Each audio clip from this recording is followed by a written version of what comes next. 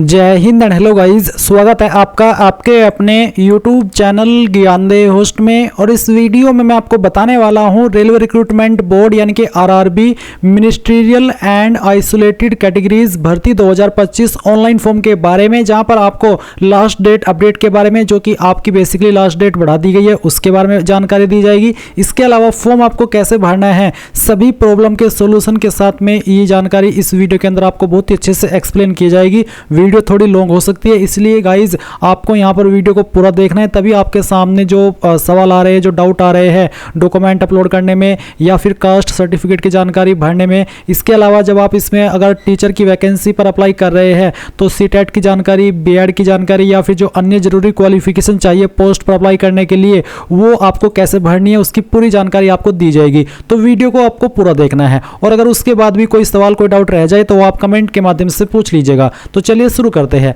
अगर आपने अभी तक वीडियो को लाइक शेयर नहीं किया, कर दीजिए, क्योंकि आपके एक लाइक करने से काफी सारा मोटिवेशन मिलता है। और चैनल के ऊपर नए हैं तो चैनल को सब्सक्राइब करके बेल आइकन ऑन कर लेना, क्योंकि जब तक ये प्रोसेस कंप्लीट नहीं हो जाता तब तक आपको समय समय पर इसके बारे में सभी अपडेट दिए जाएंगे। इसके बाद जो लिंक मैंने वीडियो के डिस्क्रिप्शन में दिया है आप ओपन करिए। ओपन करने के बाद आपके सामने इस भर्ती की जानकारी आएगी, जहां पर जानने को मिलेगा कि 1036 वैकेंसी निकाली गई थी। फॉर्म आपके जो पहले इसमें भरे जाने थे वो आपके 7 जनवरी से लेकर के 6 फरवरी 2025 तक भरे जाने थे, बट आपकी लास्ट डेट आगे बढ़ा दी गई है। अब आपके फॉर्म 16 फरवरी 2025 रात 12 बजे तक भर सकते हैं। साथ ही साथ यहाँ पर फीस जमा करने के लिए आपको जो समय दिया है वो अब आप यहाँ पर इसमें 17 फरवरी 2025 तक कर सकते हैं। साथ ही साथ यहाँ पर गाइज आप इसमें मॉडिफिकेशन जो करेंगे एप्लीकेशन फीस जमा करने के बाद में, उसके लिए आपको अभी जो टाइम दिया है वो 19 फरवरी से लेकर के 28 फरवरी 2025 तक का दिया है। यानी कि 19 से लेकर के 28 तक आप आपके फॉर्म के अंदर अगर कोई मिस्टेक हो जाती है तो आप पेमेंट कर दीजिए, और पेमेंट करने के बाद में जब आपका 19 फरवरी आएगा उस वक्त आप अपनी जानकारी को एडिट या मॉडिफाई कर पाएंगे। तो आई होप आपको यहाँ पर ये जो लास्ट डेट का डाउट था वो क्लियर हो गया होगा। अब चलिए बात करते हैं कि कैसे आपको फॉर्म को भरना है। तो मैंने जो लिंक दिया है वीडियो के डिस्क्रिप्शन में, ये आप ओपन करिएगा और यहाँ पर आपको पोस्ट वाइज वैकेंसी और पोस्ट वाइज क्वालिफिकेशन देखने को मिलेगी। सभी इन्फॉर्मेशन चेक करने के बाद अगर आप किसी भी पोस्ट पर अप्लाई करने के लिए एलिजिबल है तो आप अप्लाई ऑनलाइन लिंक ओपन करेंगे, आपके सामने ये आरआरबी की वेबसाइट आ जाएगी। अब मैं आपको बता दूं कि अगर आपने इस वेबसाइट का इस्तेमाल करके 2024 के अंदर कोई भी फॉर्म भरा है, या फिर ये जो वेबसाइट आप देख पा रहे हैं इसका इस्तेमाल करके आपने कोई रजिस्ट्रेशन किया हुआ है तो आपका अकाउंट बना हुआ होगा। आप यहाँ पर अप्लाई के ऊपर क्लिक कीजिए, ऑलरेडी हैव एन अकाउंट यहाँ पर क्लिक कीजिए और आपका रजिस्टर्ड नंबर या ईमेल एड्रेस डालिए, अपना पासवर्ड डालिए जो कि आपने बनाया था, और आई एम नॉट रोबोट के ऊपर क्लिक करके लॉगिन कर लीजिए। पासवर्ड भूल चुके हैं तो आप फॉरगॉट पासवर्ड पर क्लिक करके रजिस्टर्ड नंबर या ईमेल यहाँ पर डालिए, डेट ऑफ बर्थ डालिए जो कि आपने रजिस्ट्रेशन करते समय भरी थी, और फिर आई एम नॉट रोबोट के ऊपर क्लिक करके प्रोसीड आप जैसे करेंगे तो आपको आपके नंबर के ऊपर आपका नया पासवर्ड सेंड कर दिया जाएगा, जिसका इस्तेमाल करके आप लॉगिन कर लेंगे। पर गाइस अगर आप फ्रेशर है, आपने इस वेबसाइट का इस्तेमाल करके कोई फॉर्म नहीं भरा तो आप इसमें रजिस्ट्रेशन करेंगे। इसके लिए आपको ऑलरेडी हैव एन अकाउंट यहाँ पर क्लिक ना करके क्रिएट एन अकाउंट इसके ऊपर क्लिक करना है। और यहाँ पर भी आपको नोट करके यही बोला है कि अगर आपने CN का कोई भी फॉर्म भरा था जो कि आरआरबी के द्वारा 2024 में आया था तो आपको इसमें दोबारा रजिस्ट्रेशन करने की आवश्यकता नहीं है, आप उसी इन्फॉर्मेशन का इस्तेमाल करके लॉगिन कर लीजिएगा। पर अगर आप इस पेज के ऊपर आए हो तो इसका मतलब है कि आप फ्रेशर है। इसके लिए गाइज आप यहाँ पर अब ओके करेंगे और अपना जो नया रजिस्ट्रेशन है वो कर लेंगे। इसके लिए सबसे पहले कंट्री ऑफ नेशनलिटी में आप इंडिया सेलेक्ट करेंगे, फिर पर्सनल इन्फॉर्मेशन में जो भी आपका नाम 10th के सर्टिफिकेट के अकॉर्डिंग है वो आपको यहाँ पर डालना है, उसको दोबारा से डाल करके आपको वेरीफाई कर देना है। अगर आपने 10वीं के बाद में आपका नाम बदला है तो यस करिए, नहीं तो आपको नो करना है। फिर जो भी आपकी डेट ऑफ बर्थ है वो आप यहाँ पर कैलेंडर के ऊपर क्लिक करके सिलेक्ट कर लेंगे, पहले ईयर, फिर यहाँ से आपका जो भी मंथ है वो, और उसके बाद में डे, एंड देन उसको दोबारा सेलेक्ट करके वेरीफाई कर लेंगे। फिर आपको आपका जेंडर सेलेक्ट करना है, उसको दोबारा सेलेक्ट करके वेरीफाई कर लेना है। फिर फादर नेम डालेंगे, फादर नेम को दोबारा डाल करके वेरीफाई कर लेंगे। उसके बाद मदर नेम डालना है, मदर नेम को दोबारा डाल करके वेरीफाई कर देना है। फिर आता है आपका आधार कार्ड का नंबर, तो आप आधार कार्ड नंबर डालिए और वेरीफाई यूजिंग आधार इसके ऊपर क्लिक कीजिए। अगर आपके पास आधार कार्ड नहीं है तो आप I do not have Aadhaar card इसके ऊपर क्लिक करके यहाँ पर I do not have Aadhaar card इसके ऊपर क्लिक कीजिएगा, और फिर इनमें से कोई भी एक आईडी आपको सेलेक्ट कर लेनी है, एंड देन उसका जो भी नंबर है वो यहाँ पर डालना है। इश्यूइंग अथॉरिटी बतानी है कि कौन सी अथॉरिटी के द्वारा आपका ये आईडी जारी हुआ है और कहाँ से जारी हुआ है, उस स्थान का नाम भी आपको देना होगा। पर अगर आपके पास आधार है तो फिर आपको ये देने की आवश्यकता नहीं पड़ेगी। फिर आप यहाँ पर आपका ईमेल ईमेल एड्रेस डालेंगे और जनरेट ईमेल ओटीपी पर क्लिक करेंगे तो आपकी ईमेल पर एक ओटीपी जाएगा जो कि आप यहाँ पर डाल देंगे। फिर नंबर डालेंगे सेम वे में और मोबाइल वाला जो ओटीपी है वो जनरेट करेंगे और उसको यहाँ पर डाल देंगे। एंड देन आप यहाँ पर एक पासवर्ड बनाएंगे। पासवर्ड के अंदर आपके इंग्लिश का कैपिटल लेटर, स्मॉल लेटर, साथ ही साथ कोई एक स्पेशल कैरेक्टर भी होना चाहिए। तो कुछ इस तरह का पासवर्ड बना लेंगे और फिर उसको दोबारा डाल करके वेरीफाई कर देंगे।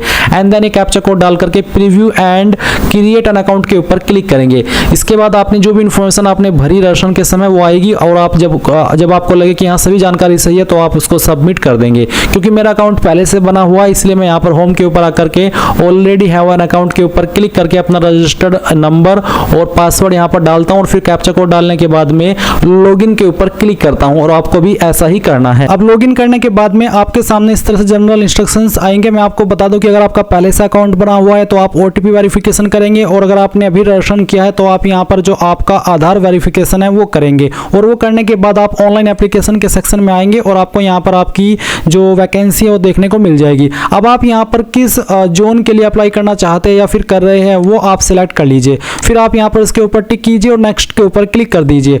अब नेक्स्ट के ऊपर क्लिक करने के बाद अगर आपने अपना फॉर्म इस वेबसाइट का इस्तेमाल करके कोई भी 2024 के अंदर भरा था तो आपकी इन्फॉर्मेशन फैच कर ली जाएगी और अगर आप फर्स्ट टाइम भर रहे हैं तो आप यहाँ पर आपकी जानकारी भरेंगे। तो सबसे पहले आप यहाँ पर इन्फॉर्मेशन देंगे मैरिटल स्टेटस की, तो आप मैरिड है या अनमैरिड वो आप सिलेक्ट कर लेंगे। रिलीजन आपका क्या है वो आप सिलेक्ट कर लेंगे। उसके बाद में क्या आपको जो छूट मिलती है फीस की क्या वो आप लेना चाहते हैं। अगर आप SC ST है तो आप यहाँ पर यस कर दीजिए। अगर आप SC ST है तभी आपके सामने ऑप्शन एक्टिव होगा। फिर आती है मदर टंग, आपकी मातृभाषा कौन सी है वो आप सिलेक्ट कर लेंगे। फिर किस लैंग्वेज के अंदर आप अपना एग्जाम देना चाहते हो वो लैंग्वेज आप सिलेक्ट कर लेंगे। जो भी आप सिलेक्ट करेंगे इसी लैंग्वेज में फिर आपको एग्जाम देना होगा।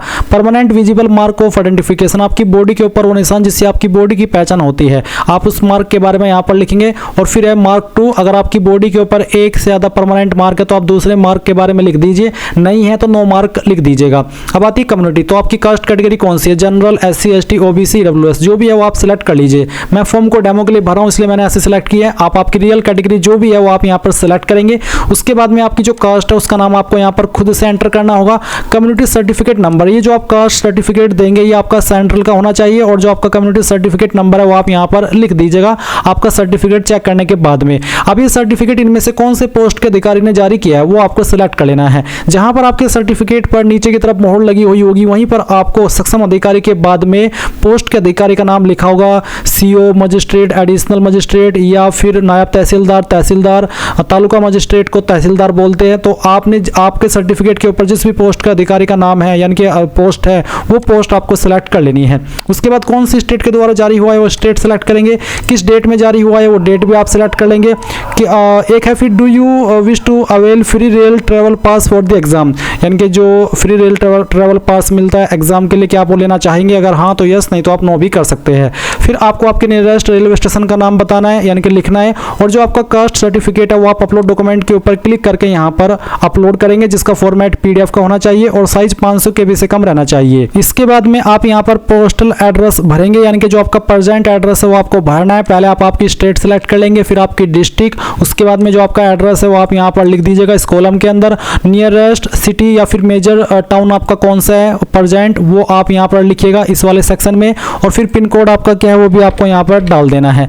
ये डालने के बाद में आप देखेंगे परमानेंट एड्रेस और नीचे tick if permanent address is same as present address, यानी कि अगर आपका प्रेजेंट और परमानेंट एड्रेस एक ही है अलग अलग नहीं है तो आप इसको बॉक्स के ऊपर टिक कर देंगे। अगर अलग अलग है तो अनटिक कर रहने दे और अलग से अपना परमानेंट एड्रेस भर दे। उसके बाद सेव के ऊपर क्लिक करेंगे और फिर नेक्स्ट कर देंगे। अब गाइज आपके सामने यहाँ पर अदर डिटेल का सेक्शन आएगा जहां पर आपसे पूछेगी कि आप एक्स सर्विसमैन है, अगर हाँ तो यस, नहीं तो आप नो करेंगे।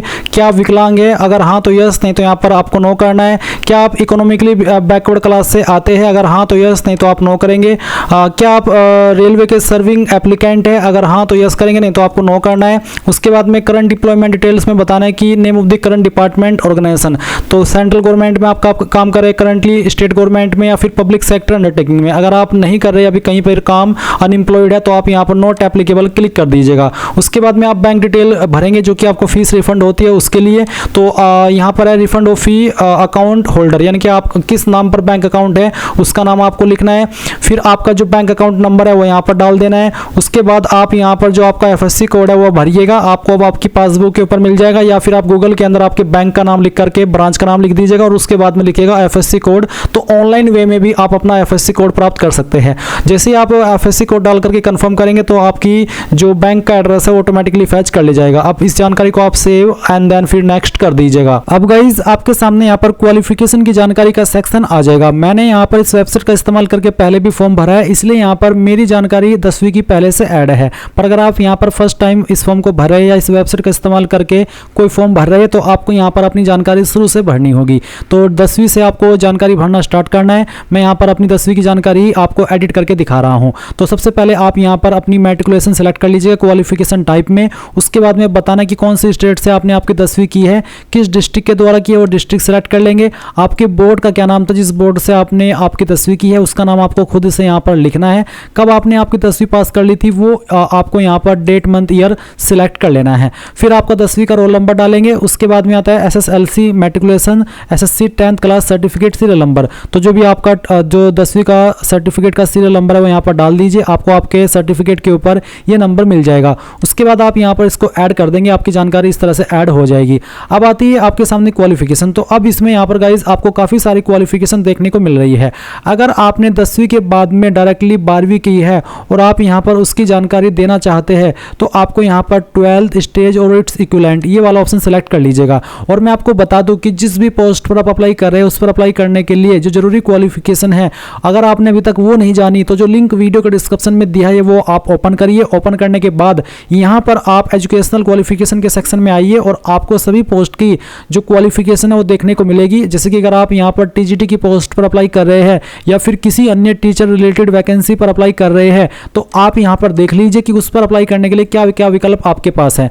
मान लीजिए मैं टीजीटी की पोस्ट पर अप्लाई कर रहा हूँ तो इसमें यहाँ पर ग्रेजुएशन की योग्यता मांगी है एंड 2 ईयर का डिप्लोमा मांगा है। अगर ये नहीं है तो आपके पास ग्रेजुएशन होनी चाहिए 50% के साथ में, या फिर आपके पास पोस्ट ग्रेजुएशन होनी चाहिए एंड आपके पास बीएड होनी चाहिए। फिर इसी प्रकार से ग्रेजुएशन आपसे मांगी है और आपके ग्रेजुएशन के अंदर 45% कम से कम होने चाहिए एंड आपके पास 1 ईयर का बीएड सर्टिफिकेट या फिर कोर्स होना चाहिए, यानी कि जो 2 ईयर का है या फिर 1 ईयर का है उसमें से अगर आपने एक ईयर कर लिया है तो तब भी आप इस क्वालिफिकेशन के माध्यम से अप्लाई कर सकते हैं। फिर यहाँ पर आपको लास्ट में बोला कि पास इन टीचर एलिजिबिलिटी टेस्ट यानी कि टीईटी, और अगर आपने सीटेट पास किया तो वो भी इसमें एप्लीकेबल रहेगा। सीटेट की इन्फॉर्मेशन भी आप यहाँ पर भर सकते हैं।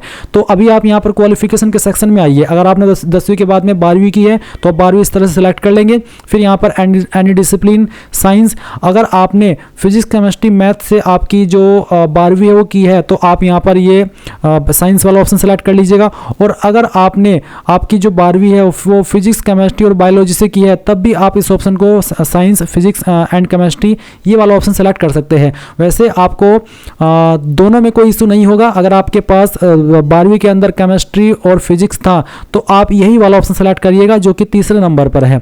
उसके बाद में यहाँ पर आपको बताना कि कौन सी स्टेट से आपने आपके ये जो 12वीं वो पास की है, डिस्ट्रिक्ट कौन सी थी वो डिस्ट्रिक्ट भी आपको यहाँ पर सेलेक्ट कर लेनी है। फिर आपका बोर्ड कौन सा था उस बोर्ड का नाम आपको यहाँ पर एंटर कर देना है एंड इसके बाद में कब आपने पास कर ली थी वो डेट मंथ ईयर आपको यहाँ पर सेलेक्ट करना होगा। इस तरह से कैलेंडर के ऊपर आइए और यहाँ पर आपका जो ईयर है वो सिलेक्ट कर लीजिए। फिर यहाँ से आपका मंथ और उसके बाद में डे, तो आपकी ये डिटेल आ जाएगी। परसेंटेज कितनी थी वो आप यहाँ पर डाल दीजिए एंड फिर मैं आपको बता दूँ कि अगर आपके नंबर CGPA के अंदर थे तो आप उनको परसेंटेज के अंदर कन्वर्ट करके यहाँ पर भरेंगे, क्योंकि CGPA के लिए कोई ऑप्शन इन्होंने नहीं दिया है। एक सवाल आता है कि प्लीज़ चूज 1 या फिर many your medium of proficiency competency in teaching, तो किसके अंदर आपकी प्रोफिशिएंसी है टीचिंग में वो आपको यहाँ पर बताना है। अगर हिंदी के अंदर है तो हिंदी, इंग्लिश के अंदर है तो दोनों सेलेक्ट कर लीजिए, और अगर किसी और लैंग्वेज में भी है तो वो भी आप यहाँ पर सिलेक्ट कर सकते हैं।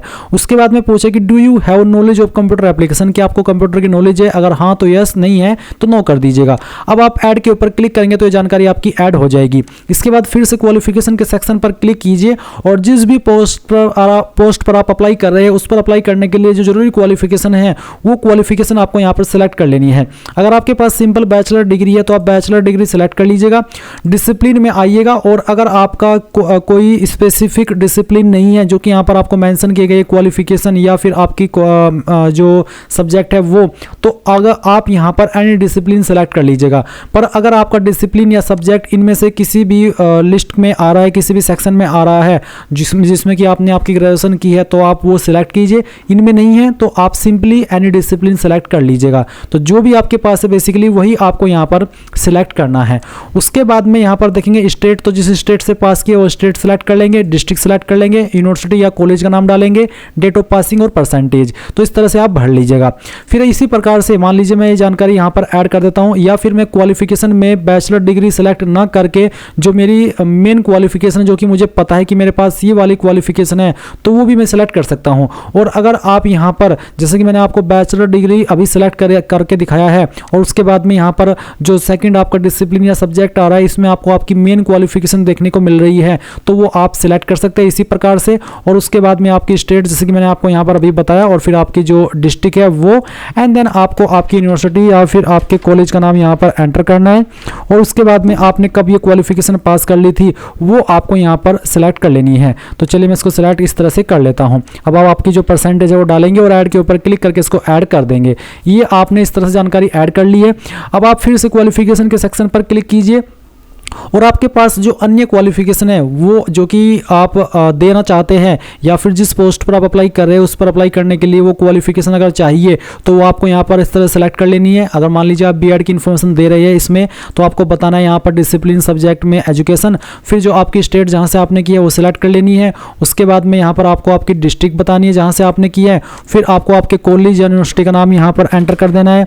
और फिर आप यहाँ पर जो आपका डेट ऑफ पासिंग है वो भी आप सिलेक्ट कर लीजिएगा इसी प्रकार से जैसे कि मैं आपको यहाँ पर सिलेक्ट करके दिखा रहा हूँ। ये करने के बाद में आप परसेंटेज डाल दीजिएगा और फिर आप ऐड के ऊपर क्लिक करेंगे तो ये जानकारी आपकी ऐड हो जाएगी। मैं सभी की सभी जानकारी डेमो के लिए भर रहा हूँ, आप मेरी जानकारी के ऊपर न जा करके समझिएगा कि आपको कैसे कहाँ पर क्या जानकारी भरनी है। अब आप फिर से क्वालिफिकेशन के सेक्शन पर आएंगे और यहाँ पर टीचर एलिजिबिलिटी टेस्ट ये सिलेक्ट कर लेंगे। ये सिलेक्ट करने के बाद में आपको यहाँ पर डिसिप्लिन सब्जेक्ट में टीईटी सिलेक्ट कर लेना है।